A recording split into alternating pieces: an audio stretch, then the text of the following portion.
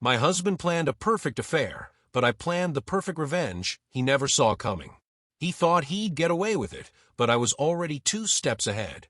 I never imagined my marriage would end in betrayal, let alone that I'd be the one orchestrating the final act.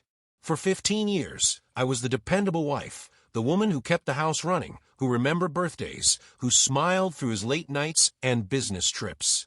People said we were the perfect couple. Maybe that was the cruelest part. I believed it too. The first crack appeared not in his words, but in technology. A notification popped up on our shared family cloud account, a booking confirmation. At first, I thought it was for us. A vacation, maybe a surprise getaway. But when I opened it, my heart froze. A luxury Caribbean cruise. 5 days. Ocean view suite. Champagne package. Except the reservation wasn't for me. It was for him and a woman named Vanessa. My hands didn't shake. I didn't scream or cry. Something colder settled inside me. This wasn't a spur-of-the-moment fling. It was planning, calculation, a double life built while I was busy maintaining ours. For the first time in my life, I saw my husband clearly, not as the man I married, but as the liar he had become. And in that clarity, something else was born, the beginning of a plan. A revenge so precise, so devastating, that he would never see it coming. I didn't call him out that night. Instead, I did what felt more dangerous. I pretended not to know. I watched him from across the kitchen table, while he ate his dinner like nothing had happened, the blue light of his laptop reflecting in his wine glass.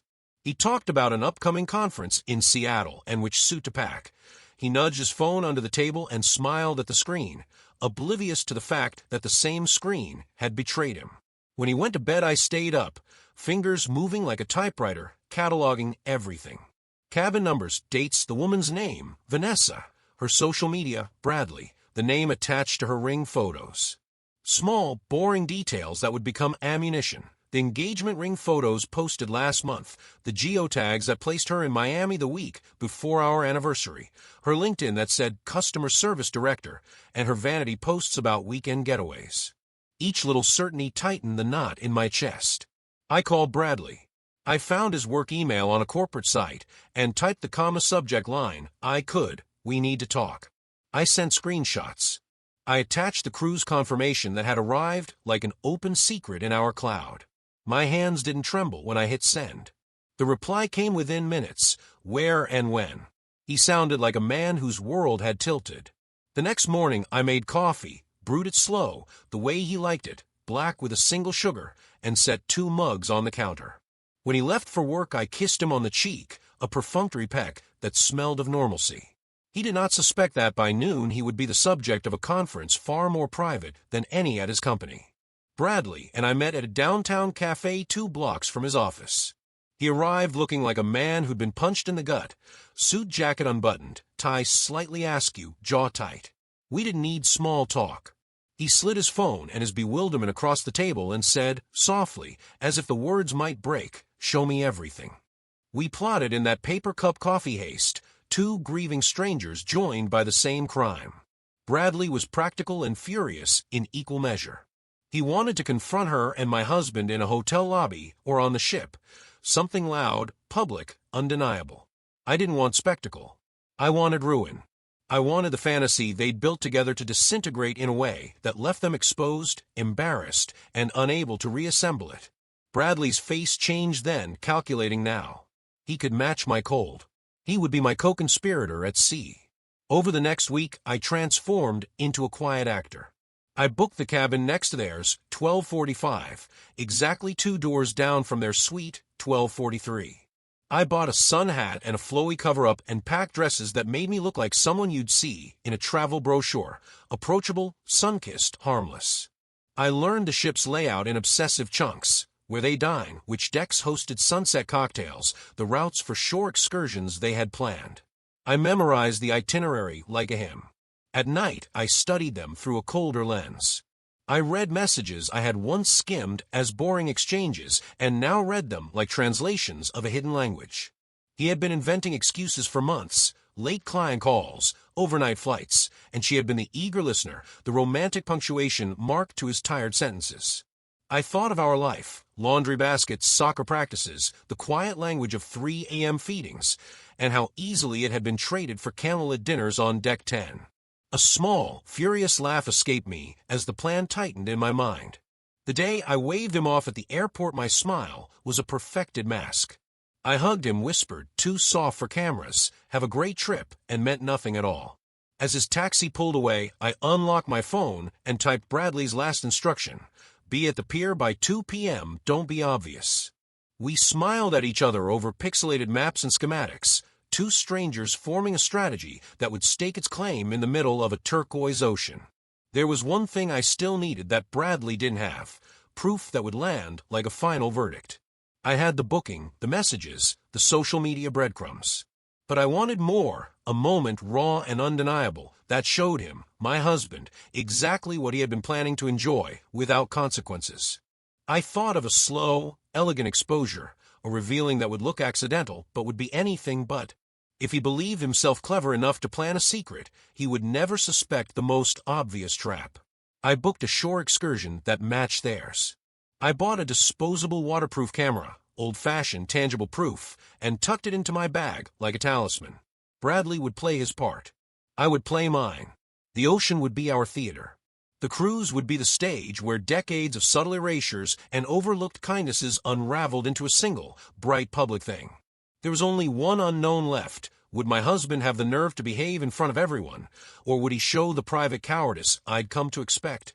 The port smelled of salt and diesel, a mixture that clung to the air as hundreds of passengers lined up with suitcases and straw hats, eager for escape. I wasn't eager. I was precise.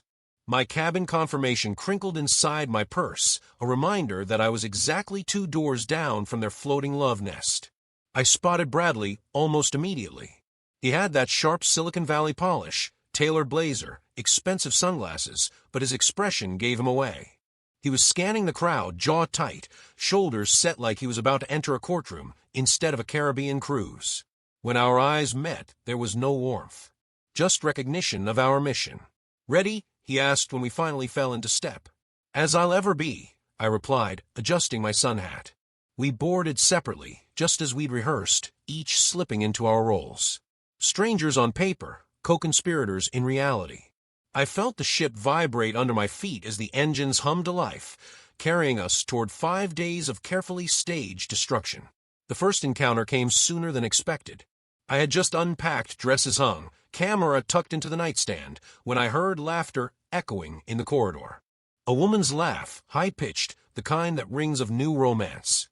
Vanessa. My pulse quickened. I pressed my ear against the door as her heels clicked closer. Then his voice.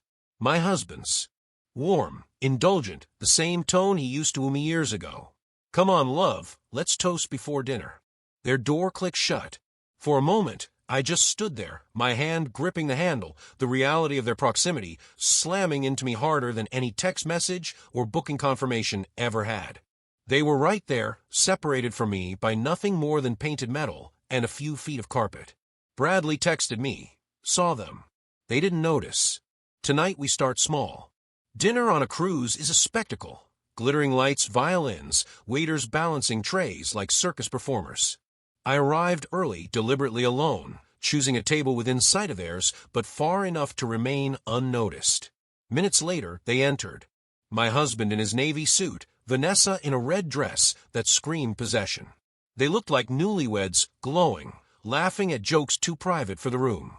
Bradley appeared behind them, casual in linen, smiling as if he belonged here. He didn't glance at me, not once. Instead, he walked straight past their table, brushing just close enough for Vanessa to notice. She stiffened. He didn't break stride. I watched her hand tighten around her wine glass. Perfect. When Bradley finally sat across the dining hall, our eyes met over flickering candles. A silent agreement passed between us. The unraveling had begun. And yet, as I watched my husband lean in to whisper something into Vanessa's ear, I felt a strange mix of fury and calm. This wasn't the man who once promised me forever in a shabby church with peeling paint. This was a stranger in a tailored suit, rehearsing affection for someone who wasn't me. For the first time since discovering the affair, I wasn't broken. I wasn't the abandoned wife. I was the architect of the ending he didn't see coming. Tomorrow, phase 2 would begin. The first night was about observation. The second was about pressure. I woke early, before the announcements for breakfast echoed through the ship. The air outside was warm, sticky with ocean breeze, and I slipped onto the deck in sunglasses and a white sundress. Across the railing, not far from where I stood, they were already posing for photos. He had his arm wrapped tightly around her waist, his smile wide and false, the kind he used in Christmas cards. Vanessa tilted her head, flashing that diamond engagement ring like it was the sun itself. I snapped a photo from behind my sunglasses. The disposable camera clicked softly, and I felt a rush of satisfaction. Each picture was a thread, weaving into the net I was slowly casting. Bradley joined me with a coffee in hand. He looked relaxed, almost too much so, but I caught the tension in his grip. "They look sickeningly perfect, don't they?" he muttered. "They look rehearsed," I corrected. "Let's see how long the performance lasts." That afternoon, I made my move. I booked myself into the same snorkeling excursion they had chosen. By the time we reached the turquoise shallows, our group had split into smaller clusters. I swam leisurely, feigning curiosity at coral reefs, all while tracking them out of the corner of my mask. She floated beside him, clutching his arm, squealing at every little fish as though she were in a commercial. Then Bradley appeared, gliding effortlessly through the water, surfacing just behind them. His voice carried over the waves, casual, conversational. "Vanessa." She froze. Even with goggles half covering her face, I saw the panic flash in her eyes. My husband turned sharply, confused, but she was already fumbling an awkward laugh. "Oh, hi. What a coincidence." Bradley didn't press, not yet. He simply smiled, offered a polite nod, and swam past. But the damage was done. My husband's expression was already darkening with suspicion, his gaze bouncing between them. On the ride back to the ship, I sat close enough to overhear.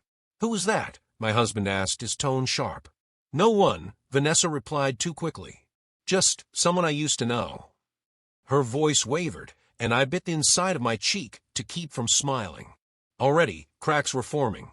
That evening, I dressed carefully, emerald green silk that clung to me in the right places, hair swept into loose waves. I didn't need his attention, I needed hers. At dinner, I strolled past their table deliberately, my perfume trailing like a whisper. I caught Vanessa's eyes and offered a brief, knowing smile. Her fork clattered against her plate. My husband glanced at her, frowning. Perfect. By the time dessert arrived, their table was quiet, the laughter gone. I didn't need to hear their words to know what they were arguing about. It was written in the way he leaned back, arms crossed, and the way she gestured wildly with her hands. Bradley texted me one word from across the hall: cracks. Tomorrow, those cracks would split wide open. The next morning, I heard them before I saw them. Their voices carried down the corridor, muffled but sharp. My husband's tone was low, accusatory. Hers was high, defensive. I sat on my neatly made bed, smiling at the sound of their unraveling. The ship hadn't even reached its halfway point, and already the fantasy was faltering. Bradley and I met for breakfast in the casual buffet, surrounded by families with noisy kids and honeymooners who couldn't stop touching each other. We were neither. We were two people plotting something far less innocent over scrambled eggs and coffee. "She's rattled," he said, buttering toast like it was a weapon. "Good," I replied. "It means she's wondering how much you know." By midday, we were both coincidentally stationed at the pool. They arrived late, Vanessa in a skimpy, white bikini, my husband still sulking in designer sunglasses. I reclined in a lounge chair 2 rows behind them, book in hand, but my eyes barely skimmed the page. Bradley made the first move. He walked straight past their chairs, towel slung over his shoulder, and greeted Vanessa warmly, too warmly. "Vanessa, imagine running into you again. Twice in 2 days. Small world, huh?" Her face drained of color. She stammered something about fate, but my husband sat up sharply, his jaw tightening. "You two know each other?" he asked. Bradley smiled politely, his voice calm but edged with meaning. "Oh yes. We've met before. In fact, I'd say we know each other quite well." The silence that followed was thick enough to choke on. Vanessa forced a laugh, but her hands trembled as she reached for her drink. My husband's gaze darted between them, suspicion blooming like wildfire. I caught Bradley's eye, and he gave the smallest nod. Phase 3 was underway. That evening, the captain hosted the formal dinner. Passengers glided into the dining hall in gowns and tuxedos, champagne flutes clinking, cameras flashing. I chose a dress the color of midnight, elegant but understated, the kind of dress that made people look twice without knowing why. I made sure to arrive just after them. Vanessa's smile faltered when she saw me. My husband barely noticed at first, until Bradley appeared at my side, offering his arm as though we were an old couple. We walked past their table, his hand brushing mine, and I heard her sharp inhale. My husband glanced up then, eyes narrowing as recognition flickered. I didn't stop. I didn't acknowledge them. Bradley and I simply took our seats at a nearby table, laughing softly at nothing in particular. To anyone else, we looked like two friends sharing a pleasant evening. To Vanessa, we were a storm cloud. To my husband, we were a puzzle he couldn't solve. By dessert, I watched them leave abruptly, her eyes shiny with frustration, his shoulders stiff with anger. And for the first time since this began, I allowed myself a sip of champagne, not as a celebration, not yet, but as a promise. Tomorrow I would tighten the noose. The fourth day of the cruise was a turning point. By then, the ocean felt endless, the ship its own floating city, but all I could see were the two of them, circling each other, fraying at the edges. Bradley and I met on the observation deck just after sunrise. The horizon was a streak of gold and crimson, but neither of us looked at it. We leaned against the railing, planning the final steps of our performance. "She's cracking faster than I thought," Bradley said, sipping his coffee. "She's terrified I'll say something." "Good," I replied, "because tomorrow we will." We didn't need to elaborate. The plan was already written in our silences. Later that morning, I accidentally crossed paths with Vanessa in the spa corridor. She was alone, wrapped in a fluffy robe, her hair damp from the sauna.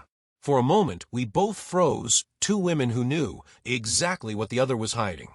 "Lovely trip, isn't it?" I said smoothly, as if we were casual strangers. Her lips tightened. "Yes. Perfect, actually." I smiled, small, sharp. Perfect never lasts. Her eyes widened, panic flickering across her face, before she turned and hurried away. I watched her retreating back, and felt the first surge of real satisfaction. She knew. She just didn't know how much. That evening, the ship hosted a sunset cocktail hour on deck. The air was thick with salt and perfume, glasses clinking, laughter rising over the music. Bradley and I positioned ourselves carefully, close enough to be noticed, far enough to feign indifference. When my husband and Vanessa arrived, they looked fractured. His jaw was set like stone, her smile too wide, too practiced. They mingled, but their eyes kept darting toward us. At one point, Bradley leaned close to me, whispering something innocuous about the drinks. But to anyone watching, it looked intimate. Vanessa's face blanched. My husband's grip tightened around her arm. I could almost hear the gears grinding in his head. Who was this man? Why did Vanessa look so shaken? And why, for the first time in 15 years, was I the one laughing freely under the sunset? Later, as the crowd dispersed, I overheard their voices slicing through the night air. "Tell me the truth, Vanessa. Who is he?" "No one. I told you no one." "Then why do you look like you've seen a ghost every time he's near?" Her answer was swallowed by the wind, but I didn't need to hear it. The cracks were now fissures. Tomorrow, the truth would pour through them like seawater. And when it did, there would be no saving their shipwreck of a romance. By the fifth day, tension rolled off them like heat. Even in a crowd of sunburned tourists and giddy honeymooners, my husband and Vanessa looked like shadows, too stiff, too cautious. Their easy laughter from the first night had evaporated, replaced by clipped words and darting glances. Bradley and I had perfected our act. We were everywhere, but never directly confronting. A pair of ghosts haunting their carefully planned paradise. At breakfast, we sat at the next table, leaning in close, laughing softly. At the pool, we lounged nearby, sunglasses reflecting their discomfort. At dinner, we passed them in the corridor without a word, our silence louder than any accusation. The brilliance of it was simple. They didn't know how much we knew. That uncertainty ate at them more than any shouted confrontation ever could. That afternoon, during a shore excursion, the cracks widened. Our group hiked a trail through dense palms, the ocean crashing below.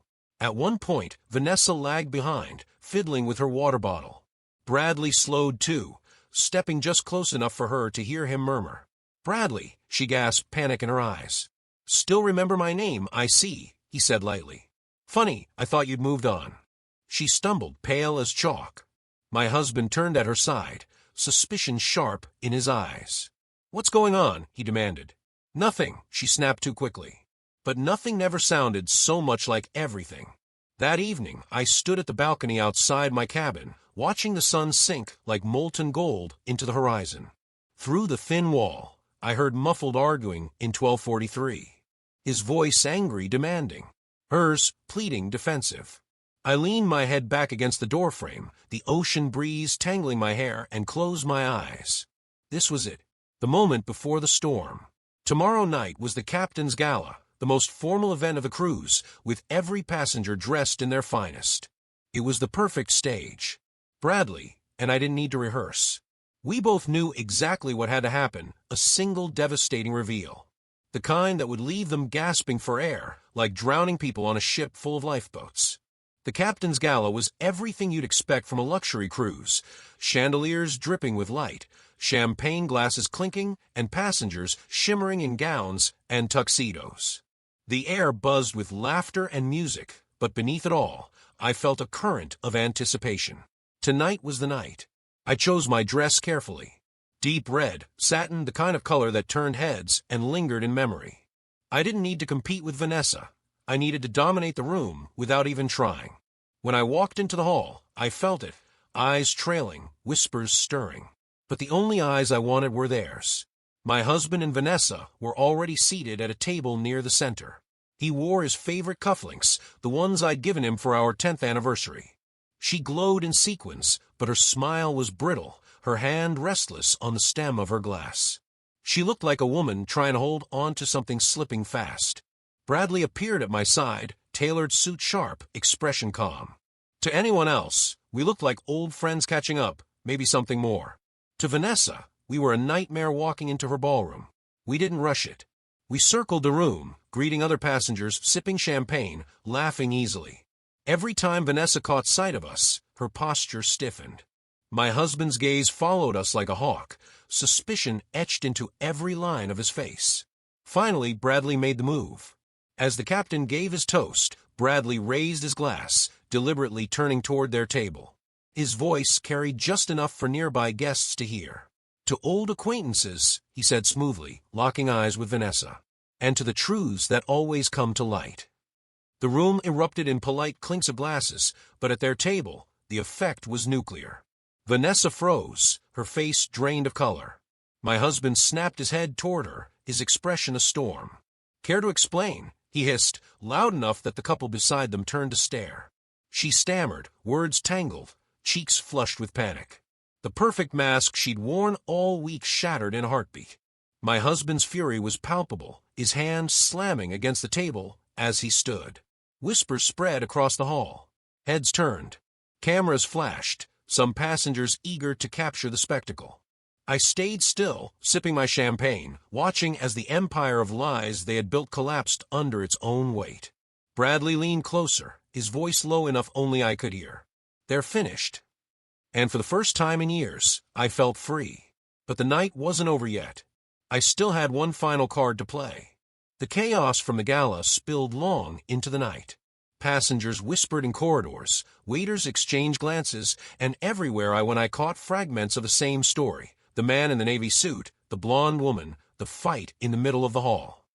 They had become gossip, their secret affair reduced to a dinner-table anecdote for strangers. Exactly as I intended.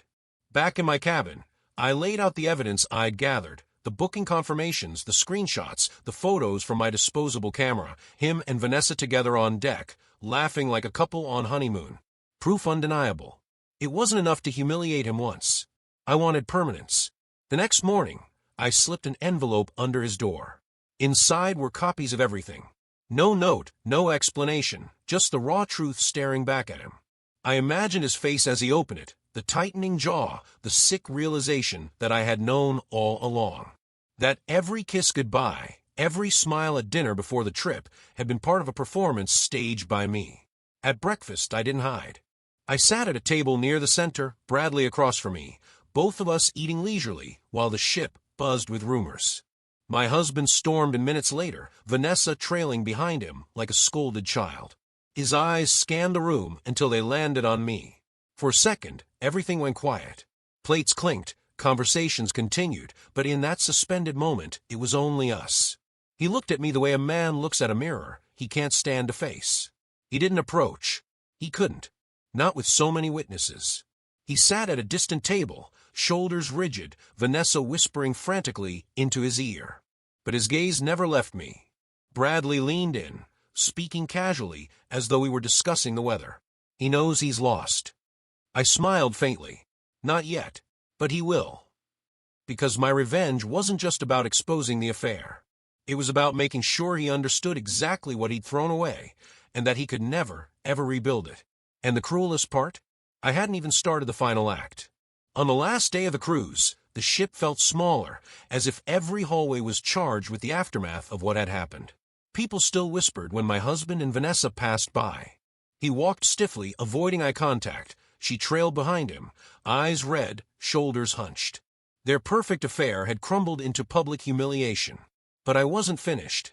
That evening, just before disembarkation instructions were announced, I slipped a thick envelope into the ship's mail service. It was addressed to his boss, to our closest friends, and to his parents. Inside were carefully chosen photographs and a simple type letter. This is who he really is. The envelope carried no anger, no messy explanations. Just facts. Cold, clean facts. By the time the ship docked in Miami, the storm was already on its way. Bradley and I parted at the pier. He shook my hand firmly, almost formally. "We did it," he said, a strange mix of triumph and sadness in his voice. "Yes," I replied. "We did." Neither of us looked back. When my husband spotted me near the taxis, his face twisted with something between fury and desperation. "Why?" he demanded, his voice low and dangerous. I met his gaze steadily. "Because you thought you were smarter than me. Because you planned a perfect affair and never imagined I'd plan the perfect revenge." For once, he had no words. I walked away, suitcase rolling over the pavement, the sun hot against my shoulders. Behind me, his world was collapsing piece by piece, and for the first time in years, I felt weightless. The cruise had ended, but his downfall had only just begun.